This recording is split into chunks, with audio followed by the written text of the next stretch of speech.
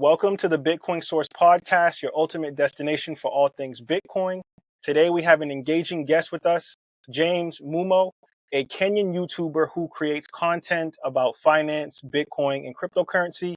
James's experience and insight into the Bitcoin landscape, particularly in perspective of the Kenyan market, promises to provide us with some insightful value today. Welcome, James. Thank you so much. Thank you for having me. Yes. So, James, like I said off air, I want to let people know the background story of how I kind of found out about you. And shout out to my girl, Maria Moswin, who works with Thunder Games under Desiree Dickerson. She does a lot of different things in the space based out of Nigeria. I saw a picture of you and her. I want to say it was like at the Africa Bitcoin conference or somewhere. And I'm Ghanaian. My father's from Ghana. So, of course, that was buzzing around, the ecosystem a lot. And I was like, who is this guy? Because she was so excited to meet you. And then I got your name and I Googled you and then I started to dig into your videos. And the first video I saw from you that really made an impact on me and made me want to speak to you was you giving a breakdown of Manchinkora, Katatsu's application. The way that you broke down that application for Africans that are using feature phones, even for me being an American living in America, I learned so much about Manchinkora from just you explaining it in that YouTube video. So if anybody's out there, please go and like and subscribe that video. James did a great job breaking down that application. And that's kind of how I started to find out about you. First question for you, James. As a Kenyan YouTuber, you've been making content about finance and Bitcoin for years now. Could you share what initially sparked your interest in Bitcoin and what motivated you to share your knowledge across the internet? Okay. Thank you for having me. 2018 is when I started on YouTube and I was talking about how people can be able to make money. And I've talked about businesses that people can start if you have $10, if you have $100, if you have $1,000. And this was a kind of video that I was making. Now, at the beginning of 2021, my youngest brother, his name is Mick, we call him Shezmick. He came to me and told me, there's this thing that is called Bitcoin. Can you try and do a tutorial for people? And yes, I had heard about Bitcoin in 2018, but it was just from a Facebook post. Someone was trying to sell some Bitcoin on Facebook. And I was like, I don't have that money. It's too rich for my blood. But in 2021, in January, when he told me about it, I started exploring. So the very first video I did about Bitcoin was me on a P2P marketplace, Paxful. And I was just showing people, this is me signing up and this is how I'm able to buy Bitcoin. And I had no idea what the asset is. And even still till today, I keep on learning new things because there's so much.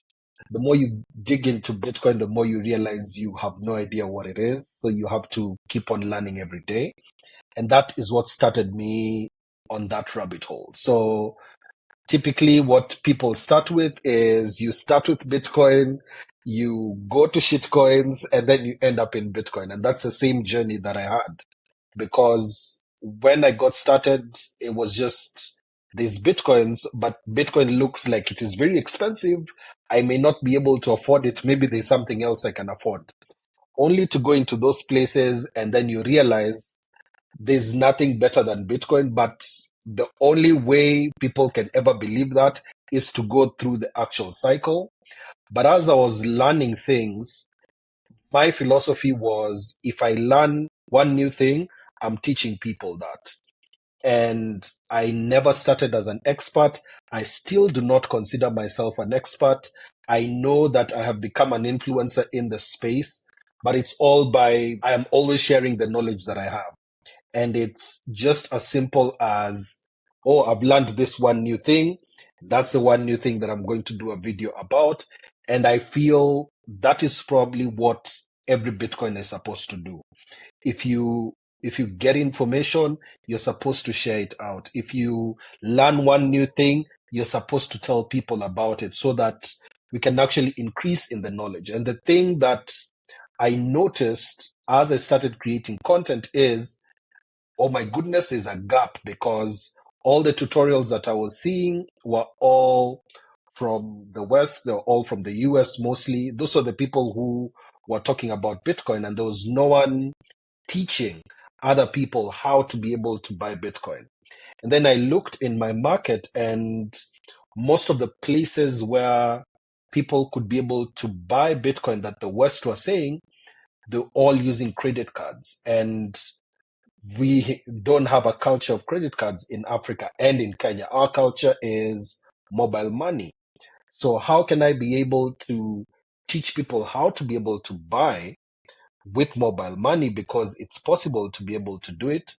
And that started that journey. I think one thing I've also noticed is the narrative around Bitcoin in Africa and across the globe seems to be different, because for us, we are thinking we want to preserve our money, we want to be able to use it without having banks, the true letter of what Satoshi wanted.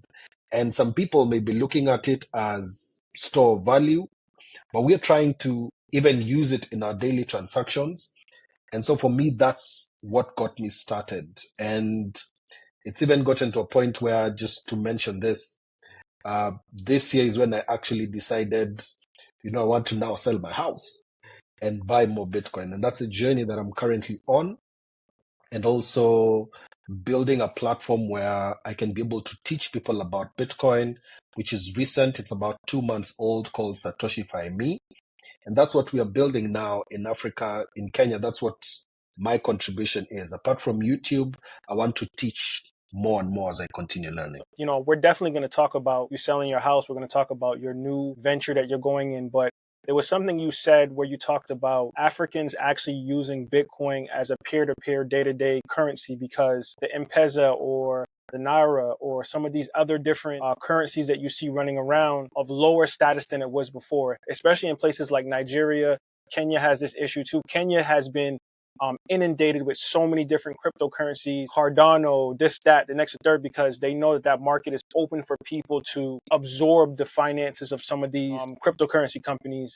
And Lamar Wilson, I just got out of a Clubhouse conversation with him talking about this exact thing. He's not a fan of using Bitcoin as a form of sovereign wealth yet. He's a big proponent of spending it. And if you have a product, I'll pay you in Bitcoin instead of paying you in your local currency, so that everybody can see the value in actually transacting it between one person and another party. And I think that you hit the nail on the head with that, James, when you said that Africans are actually looking to use this on a day-to-day basis instead of actually holding it as a store of wealth. True. And I was actually having that same conversation on TikTok today, because I go live there almost daily.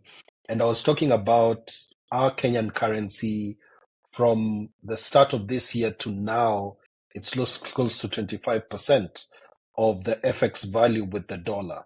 And this is intentional by our Kenyan government. So once you start showing people what is actually happening, because you don't need to over convince people about Bitcoin, you just show them this is what is happening, this is where the problem is. So what do you do? Because that's a question. Anytime that I speak to people, I show them this is what the issue is. Your government has stock of US dollars at the central bank. Hey there, fellow Bitcoin enthusiasts. We just wanted to take a moment to appreciate you for tuning in to the Bitcoin Source, a Bitcoin conversation. Your support means the world to us as we dive into the exciting world of Bitcoin, blockchain, and all things cryptocurrency. If you've been enjoying our content, don't forget to hit that like button. It's like a virtual high five that keeps us motivated. And hey, sharing is caring. If you know someone who'd geek out over Bitcoin as much as we do, hit that share button. Finally, if you want to stay up to date with all our latest episodes and insights, make sure to hit that subscribe button and ring the notification bell. You won't want to miss a single update. Thanks for being a part of our community. Keep exploring, and remember, the future is decentralized. Now back to the episode. But they are not using it. They are intentionally devaluing the currency. And that devalues your money. So you work hard, but the money that you have gets shorter legs every single time. So the first solution I give people here in this market is, even before we start the Bitcoin conversation, Can you move your money from the local currency, get the dollar or get euro, so that we have that conversation? Once you've seen that at least the dollar has more value than the Kenya shilling, then now let's move you now to USD as a crypto, USDT or USDC, whatever is available. And then now after that, I'll now be able to show you even the USDT, even though it is a better option than your local currency, still there is a better option after that. So now we can now have those conversations of this is fiat, it is not backed by anything. Because the struggle that I had at the very start is the fact that so many people who've experienced Bitcoin and cryptocurrency have experienced it through scams. So even having that conversation of getting to Bitcoin, everyone just puts a wall up. So I decided, let me take you slowly. So slowly by slowly. So leave your Kenya shilling, go to the dollar. So once you've gotten to the dollar, now we can have that conversation of even the dollar is not a perfect solution, but at least it's better than what you're using. And then now, what is the perfect solution? And if I move someone slowly in that way, and finally they're on Bitcoin, then now we have that conversation of where do you buy Bitcoin? The easiest place for us to be able to buy Bitcoin is either on a P2P marketplace or on an exchange. Even though I know the full goal is to have someone store their Bitcoin, but I have to take them slowly. I have to take them through those steps of just trust me, let's move to the next step. Once you've bought your Bitcoin on a centralized exchange, now let's start talking about how can you move it to a wallet. Then move it to a custodial wallet, which is not the perfect solution, but I have to train you slowly by slowly until I finally tell you now you are supposed to be the bank. But if I come to you today and tell you, the banking system is flawed, you're supposed to do this, you're supposed to do that, in a market where I have mobile money, which everyone uses mobile money here in Kenya. And secondly, our banking system is so entrenched in everything that we do that you'll be fighting an uphill battle by the time you orange peel people. So you have to take them one step at a time, show them what's the better option. And it's a logical step that you're actually taking people to, that finally you tell them, okay, now being a bank requires you to have certain responsibilities. You have certain duties of being a bank. How can you be your own bank?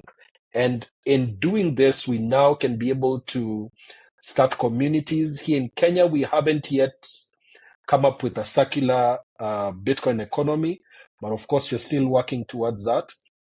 And it's a day-by-day process of us being able to orange pill the people that are here. Yes, I agree with that 100%. I mean, Nolene Samba, there's a lot of people in Kenya that are really building up this ecosystem of people that not only want to teach about Bitcoin, but want to show the practicality of Bitcoin, that you're using this day to day in Kenya. So you're not a foreigner that's trying to shill a digital asset on them. Like, you're living in the country, you're amongst the community. People know you and they know you for teaching this type of education. So it's always good to see someone with boots on the ground teaching these things to the cultures and the communities within Africa, because as we know, our culture is so entrenched in word of mouth, or, this person had an opportunity, let me tell my uncle, let me tell my cousin. So I think that that's how the information gets passed very quickly in our culture. But I wanted to ask you, James, while I have you on, like, what inspired you to sell your house and buy Bitcoin? Because I know that's a hot topic right now in the space. For me, it's logical. I think getting into the space in 2021, just before the bull run actually came in, and I saw how much of a difference it makes.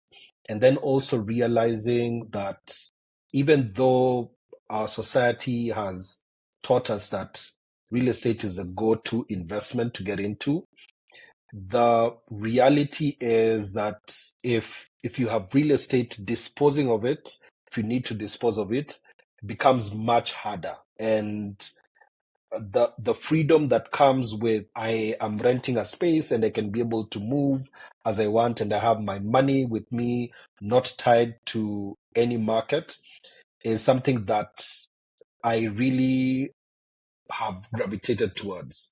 But even as I started this, I think the very first tweet was not, honestly looking back, was not well thought out.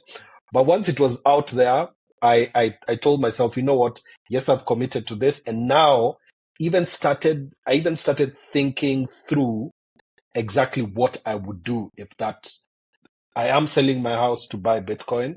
And I even recently just started thinking about what if a Bitcoiner from someone who has enough Bitcoin can be able to buy the house and we make it a Bitcoin house, like a Bitcoin villa, somewhere where people can be able to come and learn about Bitcoin. And we do all like if I wish I could show you, I probably should send you a few photos of how the house looks. There's a huge compound. If you wanted to host 100 or so people, you could be able to do it.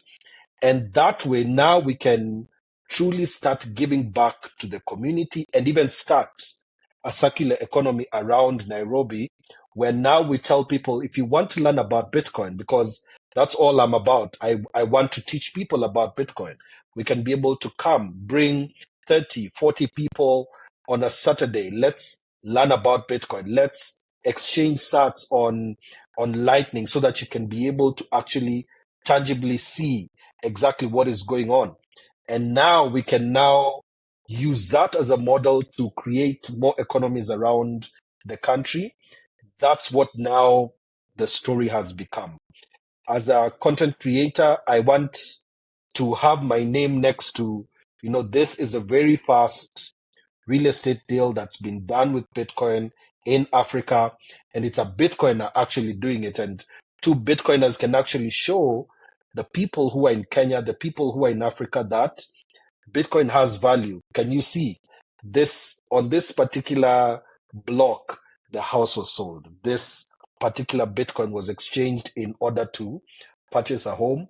And that's the story that we are building here, because you have to believe in this like there's no tomorrow. There's no other option that's there. And that's the truth. Like, the more you learn about Bitcoin, the more you realize this is a gift from the gods.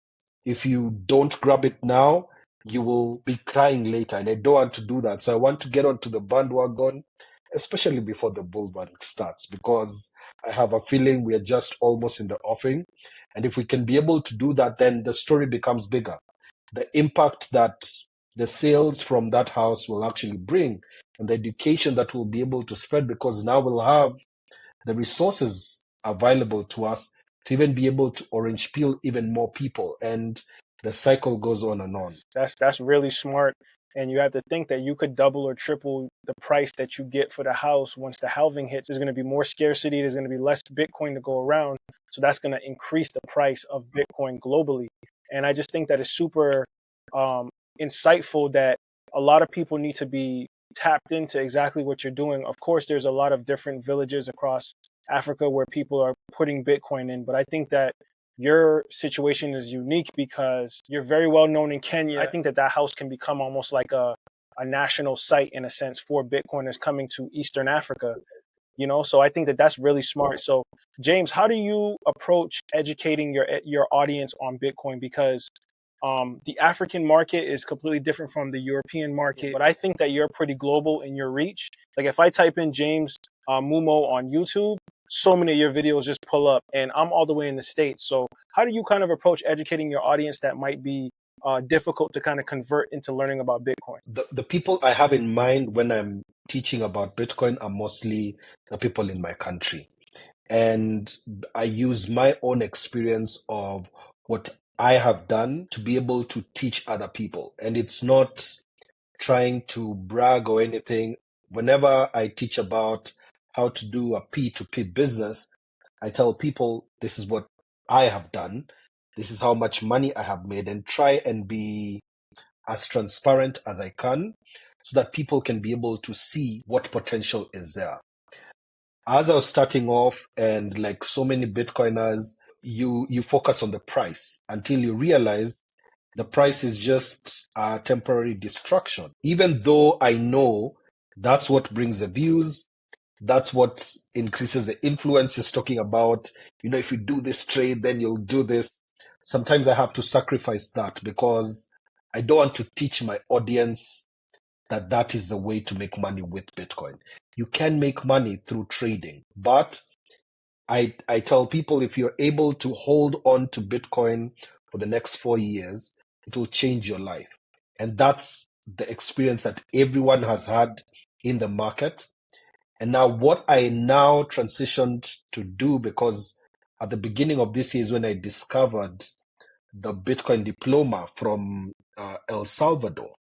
And I went through the whole book, and it blew my mind as to how simple it makes learning Bitcoin. And that idea of teaching people Bitcoin when they're in high school, when they are in elementary school, that is the same thing I'd love to see here. And so what while seated in one of the meetings that was organized by one of my friends, who's founder of Bitcoin Dada, her name is Lorraine Marcel, while I sat seeing what she's doing, educating women, I thought to myself, I can teach as well. And I have all these people that are online who I can teach. And what a better book to use than the Bitcoin diploma. And that's what I want to start with.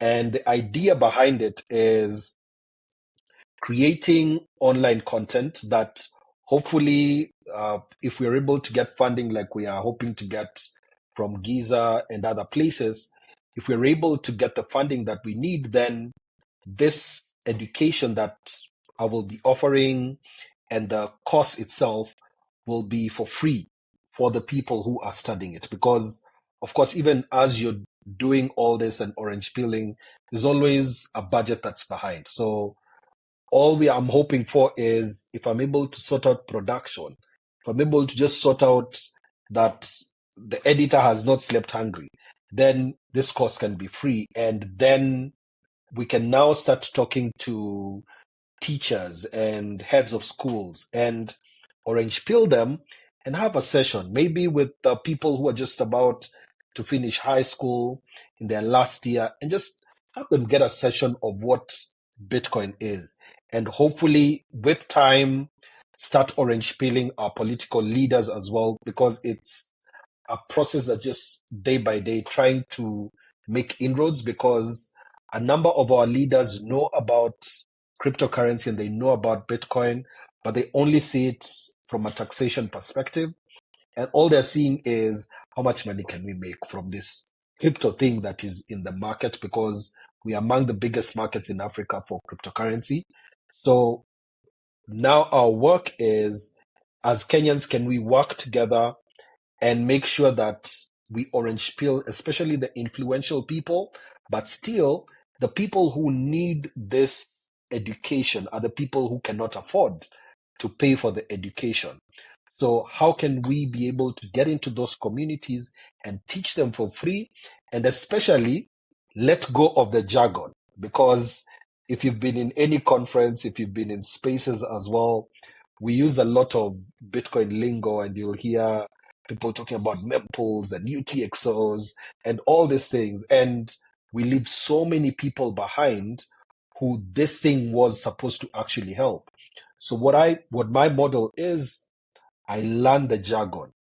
Once I've understood what that jargon means, I come back to you and then I tell you, it's like if you were on a highway and there were cars that are like this. So you understand the concept, you get the concept, but you don't need to know the technical aspects, because that only helps the developers. You just need to understand, if you touch electricity, it will shock you.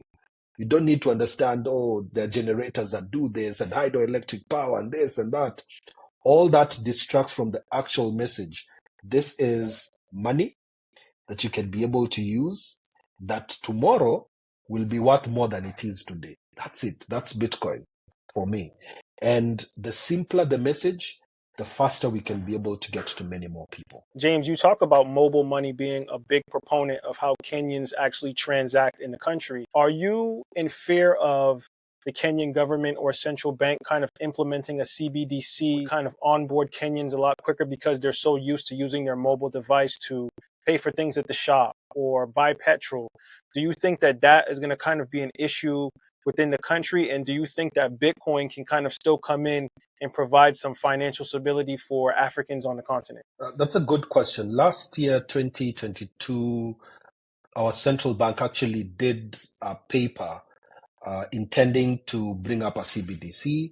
And that was just hot on the heels of what had happened in Nigeria with the e-Naira because it had just launched there. But this year in 2023, they actually set it aside. So one of the things that they said was it's not a priority right now, and they're not concentrating on it right now. But to answer your question, I think the CBDC is the perfect fuel for adoption of Bitcoin because our government and governments all across, they always want to gain more control. And so when the paper came out last year, I did a video explaining to people this is what that means because most people the research they do is what politicians have said.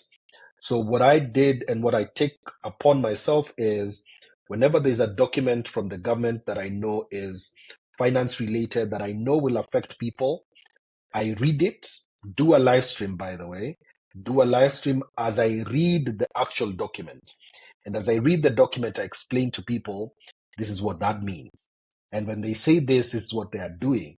And that way people are able to understand, especially because people don't take the time to read all those documents.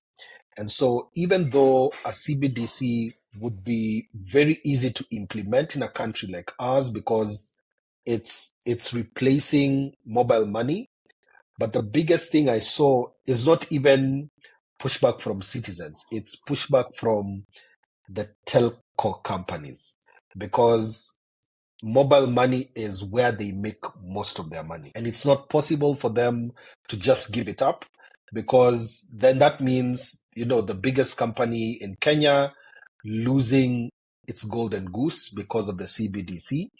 But additionally, the scrutiny that comes with a CBDC is something that if our central bank decided they want to focus on it again, believe me, I'm one of the first people to come and tell them, you people have no idea what exactly these people are trying to do. This is exactly what they're trying to do. And as time goes, more and more of our people are getting to understand the fact that our governments are not there for us. They are there for their own interests. And that slowly by slowly, you'll start seeing people getting into Bitcoin. And then because we now have introduced a tax on crypto transactions, especially on exchanges, that will also move people. Now, people will stop using exchanges. You'll see them on MetaMask, on Uniswap, and things like that. And now to self-custody. So whatever the government is doing, even though they are doing it for their own benefit, everything they do is still going to push people towards Bitcoin. Which one's the best crypto asset? Well, Bitcoin's the best crypto asset. Okay, what's the second best? There is no second best. There's no second best crypto asset. There's a crypto asset. It's called Bitcoin, right? Right? There's no second best, okay? But take all your money, buy Bitcoin, then take all your time, figure out how to borrow more money to buy more Bitcoin, then take all your time and figure out what you can sell to buy Bitcoin. And if you absolutely love the thing that you don't want to sell it, go mortgage your house and buy Bitcoin with it. And if you've got a business that you love because your family works for the business that's in your family for 37 years and you can't bear to sell it, mortgage it, finance it, and convert the proceeds into the hardest money on earth, which is Bitcoin. This channel is for education purposes only and is not affiliated with any financial institution. This is not financial advice. Don't forget to like the video and subscribe to the channel. Now back to the episode. Staying informed in this fast-paced world of Bitcoin is crucial. So could you kind of tell us about your new venture, the thing that you're creating that kind of helps Africans and people across the country to actually learn more about Bitcoin through your platform? So I've started a platform called Satoshify Me, and it comes from Satisfy Me. satisfy me with Bitcoin. So Satoshify Me started in June of this year. I just announced it about a month ago at a meetup, and it's an educational platform that I am building, which starts with the Bitcoin diploma. So people can be able to go through the 10 weeks of training that the Bitcoin diploma has. But over and above that, as we go on, then we'll introduce tracks of people who want to become content creators in the Bitcoin space. People who want to become developers can now be connected to do other things in the space, and then form a community around people who just want to learn more about Bitcoin, people who want to stack Bitcoin, people who want to just evangelize about Bitcoin wherever. And it's my hope that even as I continue doing it, it will be in support of what other people are doing in the space here. I think earlier I mentioned Bitcoin Dada, which does education to women. There's a gentleman here called Guantai who does Bitcoin Mtaani, which is translating of Bitcoin terminologies into our local languages as well. And those two communities, alongside with what I'm doing, is all in collaboration with the same end goal in mind. As many people as possible within our borders to learn about Bitcoin. And of course, one of the advantages I have with placing my course online is the fact that wherever you are in the world, even if you're not a Kenyan, you'll still be able to access the course. And of course, if you want to support the work, there will be donations what will be running the course itself. Because we are hoping that because I know Bitcoiners are really generous and all that, I am able to do what I love doing, which is teaching, and not worry about anything else, and just concentrate on making sure as many more people learn about Bitcoin. Because there are people that we met in one of the rural areas, and that's just before Machankura launched. And these are people who they have no idea what Bitcoin is. Just going there, teaching them about Bitcoin. And we are not talking in English. We are talking in my mother tongue. And I'm explaining, it's better than mobile money, but it's yours. It's for you to use.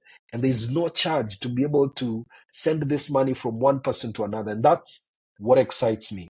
Enabling more and more people be able to understand the concepts that come with Bitcoin and making it as affordable as possible for anyone who comes across it. Looking ahead, are you excited for Kenya? Because I'm definitely excited for Kenya, because when you look at the continent of Africa, you have a large swath of countries that they just flat out reject Bitcoin. They don't want anything to do with it. I feel like Nigeria last 2 years was a really hot space, but now I see Kenya with Gridless, with Bitcoin Data, with yourself, with Manchankora. Some of these, Manchankora is out of South Africa, but he helps a lot of the Kenyan marketplace with getting feature phones and Bitcoin to the population. You guys are all in unison. You guys all support each other. I just love to see it, because we need more of that in the States. We need more people coming together under this Bitcoin umbrella to help people with their businesses, to shout them out, to retweet things, to share their content. And I'm doing my part, with the Bitcoin source as well. So James, I just wanted to thank you on air for this awesome conversation. But before we go, can you give people your social media handles, the websites to your new project, and any other last words you want to tell the audience? On YouTube, it's at Mumo. So Mumo is the name. And then on TikTok and Instagram and Twitter, it's Mumo underscore. All those places, it's the same. It's at Mumo underscore. And Mumo is Mumo. It means grace in my local language.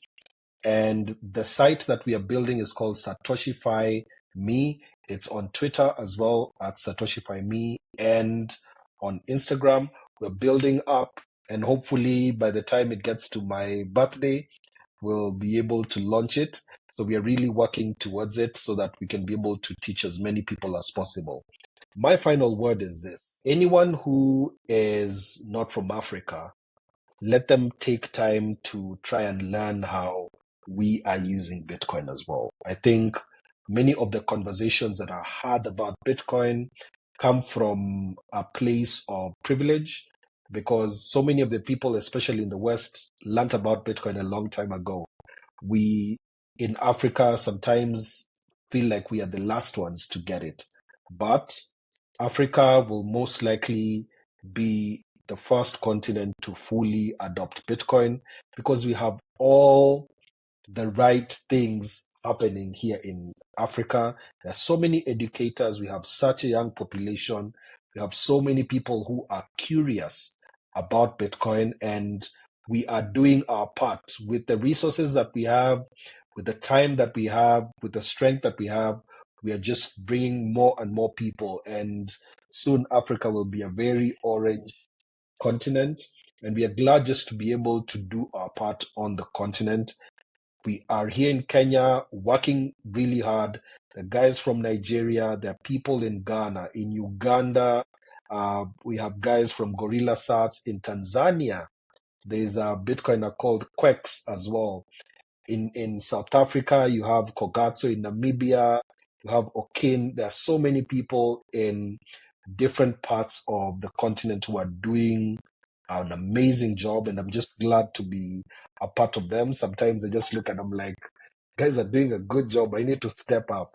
But I'm glad that you also give me an opportunity to come here. And, Bitcoin is for all of us. Yes, I couldn't agree with that more. James Mumo, ladies and gentlemen, check out this episode. Please like, subscribe. Please share this content out. Support my brother here. Make sure that you subscribe to his YouTube channel as well. And, stay tapped in with him when he's teaching these concepts about Bitcoin to Kenyans. This is also global. So this is going to actually educate people all across Africa, Europe, and the United States. So thank you, James. I appreciate it. Thank you, my friend.